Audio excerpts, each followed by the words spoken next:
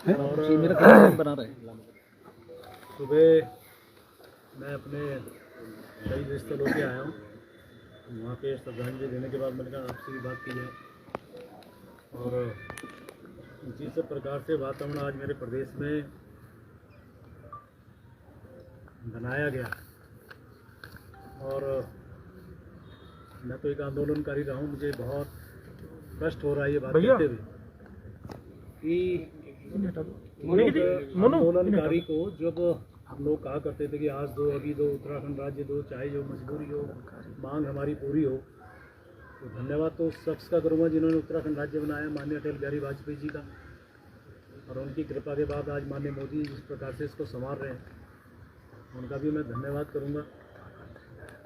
और आज हमारे जैसे व्यक्ति को साबित करना पड़ रहा है कि हमने उत्तराखंड के लिए क्या योगदान दिया। जब मैं डोयला रहता था तो आप सब जानते हैं कि उस समय जब आंदोलन ये चला, और आंदोलन में चाहे बाजार बंद करना रहा हो, चाहे ट्रैफिक जाम करना रहा हो, रेलवे जल्दी से उस टाइम उसको ट्रैफिक जाम नहीं कर सकते थे, लेकिन उसका भी किया, कॉलेज स्कूल बंद किए, जितना कुछ कर सकते थे हम लोग, रैली निकालना, ये सब करना करते रहे। और मैं संक्षेप में बोलूँ क्योंकि लंबा विषय ना हो जाए, क्योंकि आपको भी कई जगह जाना होगा। और उसके बाद मुझे वो दिन भी ध्यान है कि जब मुजफ्फरनगर को हमें जाने के लिए कहा गया, सारे लोग मुजफ्फरनगर गए। हमारे उत्तराखंड के गांधी स्वर्गीय इंद्रमणि बडूनी जी आज दुनिया में नहीं है, मैं उनको भी श्रद्धांजलि अर्पित कर रहा हूँ। हमारे उत्तराखंड के गांधी कहे जाते थे। उन्होंने आह्वान किया कि हम लोग दिल्ली जाएं। दिल्ली गया, और वहाँ पे जब ये पता चला कि मुजफ्फरनगर में घटना हुई है, और घटना भी आप जानिए कि गोलीबारी के साथ साथ हमारी मातृशक्ति के साथ कुछ घटनाएं और ख़राब हुई हैं, गलत हुई हैं, वो सुन के उस रैली के अंदर जब मैं था तो भीड़ बहुत थी, और मैं असहज हो गया, मेरे से रहा नहीं गया। तो मैंने मन बनाया कि मुझे मुजफ्फरनगर जाना चाहिए। अब आप देखिए उस टाइम रैली में तो बहुत से लोग ऐसे थे जो परिचित थे, कुछ नहीं भी थे, क्योंकि पूरे प्रदेश भर के लोग आए थे। तो मेरे परिचित एक दो मिले, मैंने उनसे कहा भी मुजफ्फरनगर में ये घटना हो गई, चलिए। हालांकि ये बातें मैंने पहले भी एक दो बार आपको शेयर की है।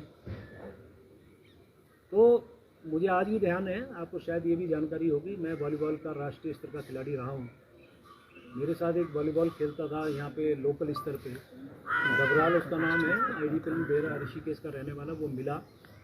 मैंने उसे कहा, मैंने कहा डबराल, ऐसे डब्बू बोलते हैं प्यार में, मैंने कहा डब्बू ऐसे हो गया और वहाँ चलना है, कैसे जाएंगे? अरे मैंने देखते हैं। तो आए तो हम बस से थे। उसने मना किया, फिर एक दो और लोग मिले, उन्होंने मना किया। आखिर में मैंने निर्णय लिया कि मैं अकेला जाऊँगा। अब आप देखिए, ये बात समझने की है कि मुझे ये पता था कि वहाँ गोलियाँ चल रही है। मुझे ये पता था कि उस समय जो उत्तर प्रदेश था, उत्तर प्रदेश में माननीय मुलायम सिंह जी की सरकार थी, वो किस प्रकार से उन्होंने उत्तराखंड, आज हम उत्तराखंड बोल रहे हैं, उस टाइम तो हम पहाड़ के लोग कहा करते थे अपने आप को कि हम पहाड़ के लोगों से उन्होंने जो व्यवहार किया, और वो कुछ भी कर सकते हैं। तो भी मैं अकेला चला वहाँ से ट्रक में बैठ के। ये बात शायद किसी को ना पता हो, वो समझ लें। मैं अकेला ट्रक में बैठ के चला। संयोग से मुजफ्फरनगर में मेरठ में आज भी जिंदा हैं माननीय मनोहरकांत ध्यानी जी, और आपके एक पत्रकार साथी थे राजेंद्र जोशी, वो आज दिवंगत हैं, नहीं है, उनको भी मैं श्रद्धांजलि दे रहा हूँ।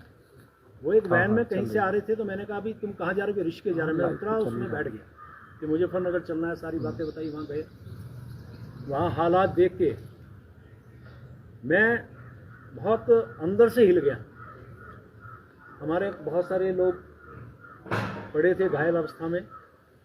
पीछे से एक आवाज़ आती, प्रेम अंकल। मैंने कहा देखा तो पीछे कौन है? तो आज भी वो लड़का जिंदा है, पूछ सकते हैं। एक एक बात वो है जो कोई राजनीतिक भाषण नहीं है, जो लोग राजनीतिक दृष्टि से लेते हैं इसको लें, लेकिन मैं दिल के अंदर से वो बात आपको बता रहा हूँ। मैं पीछे मुड़ा तो मैंने कहा ये तो संतोष नेगी का लड़का है। तो संतोष नेगी हमारी बहन, हमारी पार्टी में थी। आनंद सिंह नेगी उनके पति का नाम, वो चले गए दुनिया से, उनको भी श्रद्धांजलि है। तो मैंने बेटा क्या हुआ कि अंकल मेरे पैर में गोली लगी। उस समय मालती शर्मा राज्यसभा की सांसद भारतीय जनता पार्टी से, उनकी टीम सबका देखभाल कर रही थी, दवा दारू कर रही थी, खिला पिला रही थी। मैंने बहन को कहा, मैंने बहन ये मेरे यहाँ का कार्यकर्ता है, इसका विशेष ध्यान रखना। आगे बढ़ता हूँ तो बॉडी का, डेड बॉडी का आंखों से मैं अब बयान नहीं कर सकता, ये स्थिति थी। वहाँ से जैसे कैसे हम आए रात को, फिर रायवाला, फिर वहीं नेपाली फार्म उतरा क्योंकि उनको उसके जाना था, मुझे डोगरा जाना था। वहाँ से जैसे कैसे डोगरा पहुँचा अगले दिन, फिर जो मंजर हुआ वो सबके जानकारी में होगा। ऐसी मैं सिर्फ बहुत संक्षेप में बता रहा हूँ। ये जो मसूरी का घटना हुआ, 6 आंदोलनकारी और एक उमाकांत त्रिपाठी शायद नाम था, उस टाइम सीओ थे, उनकी भी शहादत हुई थी गोलियों से। और मैं जब पता चला तो मैं भारतीय जनता पार्टी में तब से हूँ। मैं तो सब जानते हैं जन्मजात भारतीय जनता पार्टी का हूँ, संघ पृष्ठभूमि का हूँ।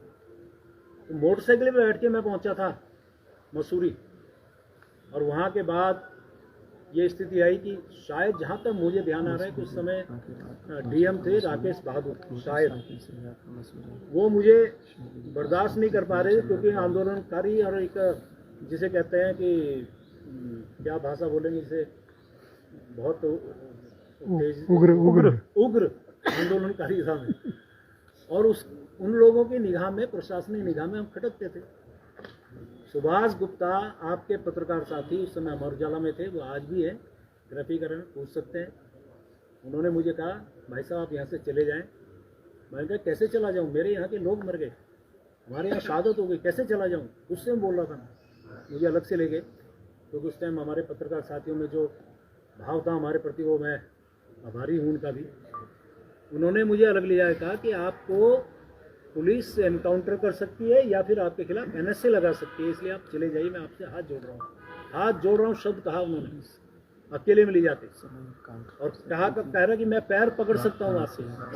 ये स्थिति है अब आपके और राजेंद्र शाह के खिलाफ। राजेंद्र शाह के बाद जो हमारे विधायक थे फिर उनके खिलाफ, आज वो भी नहीं है, उनको भी श्रद्धांजलि दे रहा हूँ, उनको उनके खिलाफ फिर एनएसए लगी थी।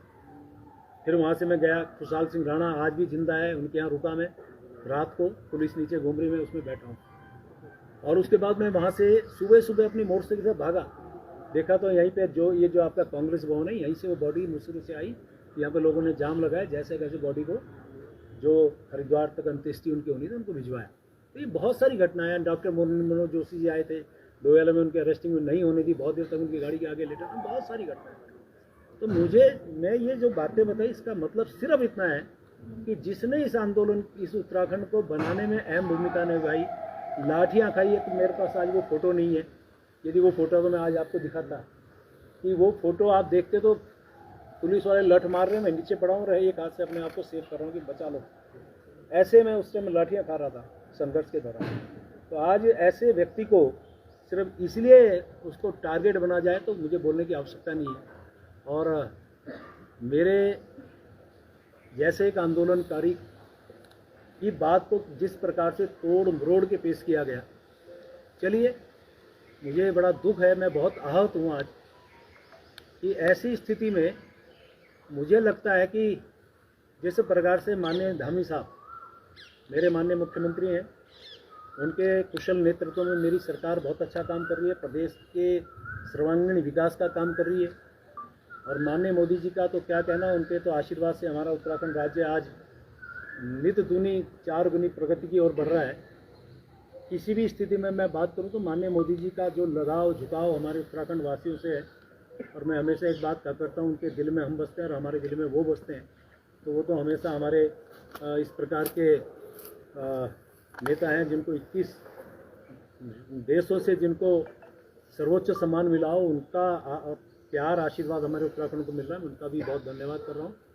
और इन सब बातों के बाद जो वातावरण मेरे प्रदेश का बना है, मेरी इच्छा है मेरा प्रदेश आगे बढ़े। मैं इस प्रदेश को आगे बढ़ाने में से जो योगदान, जो मेरा हो सकता है, मैं देने को तैयार हूँ। और इसलिए आज मैंने निर्णय लिया है अपने पद से त्यागपत्र देने माननीय मुख्यमंत्री के पास। बहुत बहुत धन्यवाद।